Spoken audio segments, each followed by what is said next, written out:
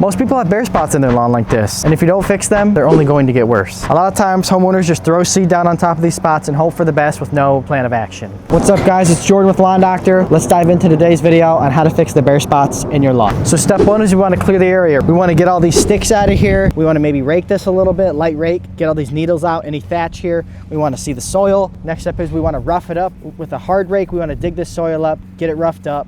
That way when we drop our seed, we'll kind of get good seed to soil penetration, which is vital for new seed. Bare spots can actually usually mean poor soil or poor soil conditions. So sometimes you even want to add a little bit of topsoil or screen topsoil, black dirt to this area. And that's going to give it good organic matter for that new grass seed, and it's going to give it a better chance at establishment. Step three, we got to choose the right seed. Obviously right here, we're in the shade. We want to use a shade type of seed as compared to over there, we're going to be in the full sun. And that can vary dramatically depending on the property, but it's vital that you choose that right seed blend in order for success. One other thing is quality seed too. You want to make sure it's either blue tag certified or you buy from a very good distributor, and make sure it has a 0% weed seed on there.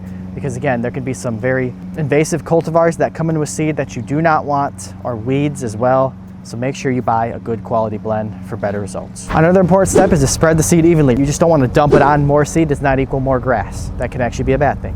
You want to have a very good finite amount, let's say 3 to 5 pounds per 1,000 square feet of seed when we're doing a little bit of overseeding or seeding these bare spots. That's going to ensure that we get proper seed to soil contact, establishment, and give it space for it to breathe as well. Step 5 is you can cover the seed. So again, we want that seed to soil contact, but then you want to maybe cover it in some straw, maybe in some blanket, something that's going to protect it from the birds, from the sun, and also something that even can retain water as well, keep it moist. A lot of times too, they sell big rolls of straw too, matting. That will help keep that seed down, keep it in place as well from erosion, and again, protect it from the birds, keep water and moisture there. This is the most important step, water. Grass seed needs new water to grow. If it does not get water, it's not gonna grow. Very simple. You gotta keep that top about 1/2 inch of soil moist for the very first 2 to 3 weeks, and then still keep it watered after that.